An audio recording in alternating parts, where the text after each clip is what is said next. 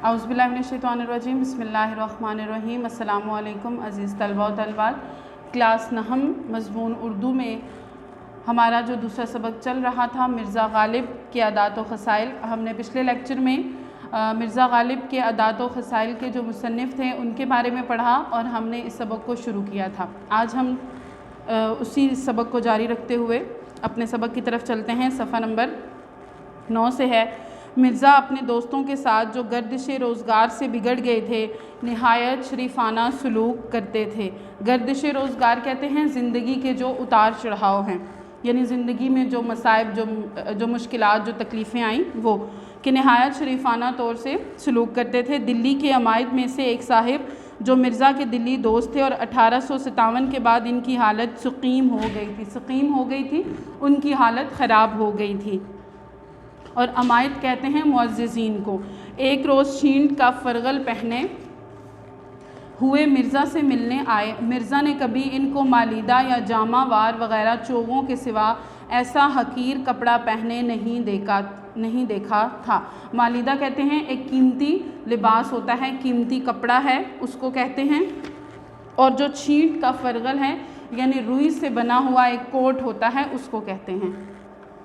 چھینٹ کا فرغل ان کے بدن پر دیکھ کر دل بھر آیا۔ ان سے پوچھا، یہ چھینٹ آپ نے کہاں سے لی؟ مجھے اس کی وجہ بہت ہی بھلی معلوم ہوتی ہے، اچھی معلوم ہوتی ہے۔ آپ مجھے بھی فرغل کے لیے یہ چھینٹ منگوا دیں۔ انہوں نے کہا، یہ فرغل آج ہی بن کر آیا ہے، میں نے اسی وقت اس کو پہنا ہے، اگر آپ کو پسند ہے تو یہی حاضر ہے۔ مرزا نے کہا، جی تو یہی چاہتا ہے کہ اسی وقت آپ سے چھین کر پہن لوں، مگر جاڑا شدت سے پڑ رہا ہے۔ جاڑا سردی، شدت سے سختی سے، یعنی جو سردی ہے وہ بہت سخت پڑ رہی ہے۔ آپ یہاں سے مکان تک کیا پہن کر جائیں گے؟ پھر ادھر ادھر دیکھ کر کھونٹی پر سے اپنا مالیدہ کا نیا چوغا اتار کر انہیں پہنایا۔ کھونٹی کہتے ہیں لباس جہاں ہم اپنے کپڑے جو ہے وہ لٹکاتے ہیں، کھونٹی اس کو بولتے ہیں۔ اور مالیدہ قیمتی کپڑا، قیمتی لباس جو میں آپ کو پہلے بتا چکی ہوں۔ اور اس خوبصورتی کے ساتھ وہ چوغا ان کی نظر کیا، یعنی وہ چوغا ان کو دے دیا۔ ظرافت مزاج کہتے ہیں ہنسی مذاق کو۔ میں اس قدر تھی کہ اگر آپ کو بجائے حیوان ناطق کے حیوان ظریف کہا جائے تو بجا ہے۔ حیوان ناطق کہتے ہیں بولنے والا ایک جانور ہے، اس کو کہتے ہیں، اور حیوان ظریف جو ہے وہ ہنسی مذاق کرنے والا ایک انسان ہے، یعنی اگر مرزا غالب کو ہنسی مذاق کرنے والا انسان کہیں تو یہ زیادہ بہتر ہے۔ ایک دفعہ جب رمضان گزر چکا تو قلعے میں گئے۔ بادشاہ نے پوچھا، مرزا تم نے کتنے روزے رکھے؟ عرض کیا، پیر و مرشد ایک نہیں رکھا۔ پیر و مرشد کہتے ہیں ایک بزرگ جو رہنمائی کرتا ہے، اس کو پیر و مرشد کہتے ہیں۔ ایک دن نواب مصطفیٰ خان کے مکان پر ملنے کو آئے۔ ان کے مکان کے آگے چیتا تاریک تھا۔ جب چیتے سے گزر کر دیوان خانے کے دروازے پر پہنچے تو وہاں نواب صاحب ان کے لینے کو کھڑے تھے۔ دیوان خان کہتے ہیں بیٹھک کو، جسے ڈرائنگ روم بھی بولا جاتا ہے۔ مرزا نے ان کو دیکھ کر یہ مصرع پڑھا، آب چشمہ حیوان درون تاریکست، یعنی آب حیات اندھیرے میں ہے۔ جب دیوان خانے میں پہنچے تو اس کے دالان میں بسبب مشرق رویہ ہونے کے دھوپ بھری ہوئی تھی، یعنی جب وہ ڈرائنگ روم میں گئے، صحن میں گئے جب، تو وہاں پر کیا تھا کہ دھوپ کی وجہ سے وہاں پر روشنی تھی۔ مرزا نے وہاں یہ مصرع پڑھا، ای خانہ ہما آفتاب ایست، یہ گھر سارے کا سارا سورج ہے۔ ایک صحبت میں مرزا میر تقی میر کی تعریف کر رہے تھے۔ شیخ ابراہیم ذوق بھی موجود تھے۔ انہوں نے سودا کو میر پر ترجیح دی۔ مرزا نے کہا، میں تو تم کو میری سمجھتا ہوں، مگر اب معلوم ہوا کہ آپ سودائی ہیں۔ باوجود یہ کہ مرزا کی آمدنی بہت کم تھی، مگر خودداری اور حفظ وضع کو وہ کبھی ہاتھ سے نہ جانے دیتے تھے۔ حفظ وضع کہتے ہیں وضعداری کی حفاظت، اس کو وہ کبھی ہاتھ سے نہ جانے دیتے تھے۔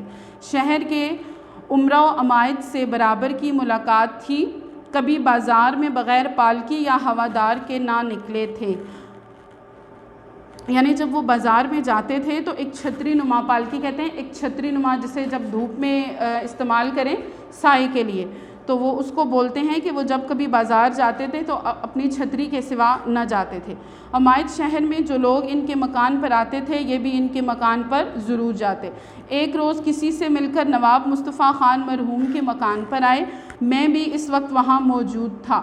نواب صاحب نے کہا آپ مکان سے سیدھے یہیں آئے ہیں یا کہیں اور بھی جانا ہوا تھا؟ مرزا صاحب نے کہا مجھ کو فلاں صاحب کا ایک آنا دینا تھا، یعنی ایک ادھار دینا تھا، اول وہاں گیا تھا اور وہاں سے واپس یہاں آیا ہوں۔ ایک دن دیوان فضل اللہ مرحوم چرت میں سوار مرزا صاحب کے مکان کے پاس سے بغیر ملے نکل گئے۔ مرزا کو معلوم ہوا تو انہوں نے ایک رکا دیوان جی کو لکھا، رکا لکھا، ایک خط لکھا۔ مضمون یہ ہے کہ آپ مجھ کو اس قدر ندامت ہوئی کہ شرم کے مارے زمین میں گڑا جاتا ہوں۔ ندامت کہتے ہیں شرم، کہ مجھے اس قدر شرم آئی کہ میں زمین میں گڑا جاتا ہوں۔ اس سے زیادہ اور کیا نالائکی ہو سکتی ہے کہ آپ کبھی نہ کبھی تو اس طرف سے گزریں اور میں سلام کو حاضر نہ ہوں۔ جب یہ دیوان جی کے پاس پہنچا تو وہ نہایت شرمندہ ہوئے۔ اسی وقت گاڑی میں سوار ہو کر مرزا صاحب کو ملنے کے لیے آ گئے۔ فواکہ میں آم ان کو بہت مرغوب تھا۔ فواکہ کہتے ہیں پھلوں میں ان کو سب سے زیادہ جو پسند تھا وہ آم تھا۔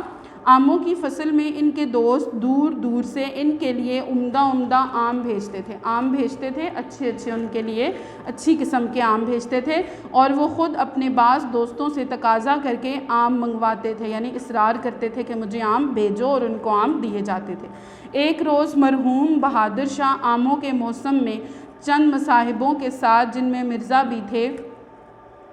میں مرزا بھی تھے باغ حیات بخش یا مہتاب باغ میں ٹہل رہے تھے۔ یہ باغوں کے نام ہیں کہ ان باغوں میں اپنے کچھ دوستوں کے ساتھ وہ ٹہل رہے تھے، سیر کر رہے تھے۔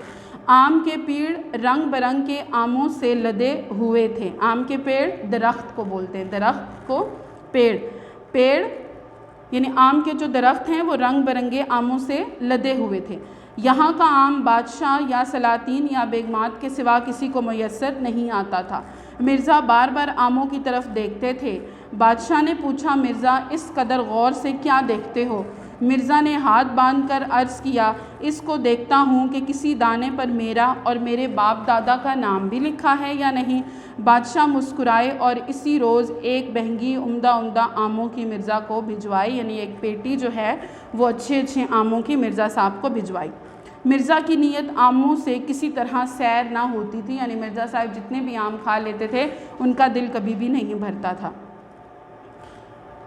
مرزا کی نیت آموں سے کسی طرح سیر نہ ہوتی تھی۔ اہل شہر تحفتاً بھیجتے تھے، خود بازار سے منگواتے تھے، باہر سے دور کا آم بطور سوغات کے آتا تھا، یعنی تحفے کے طور پر ان کو آم بھیجے جاتے تھے، مگر حضرت کا جی نہیں بھرتا تھا۔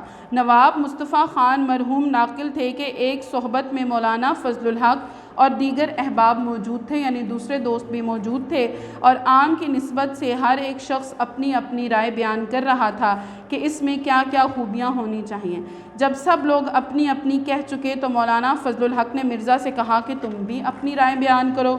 تو مرزا نے کہا بھائی میرے نزدیک تو آم میں صرف 2 باتیں ہونی چاہیے، میٹھا ہو اور بہت ہو، اور اس کے بعد سب حاضرین ہنس پڑے۔ عزیز طلبہ و طالبات، جو ہمارا آج کا لیکچر تھا اس میں ہم نے مرزا صاحب کے جو عادات و خصائل تھے وہ ہم نے مکمل کر لیا۔ کل انشاءاللہ ہم اس کی مشق کریں گے۔ اللہ حافظ۔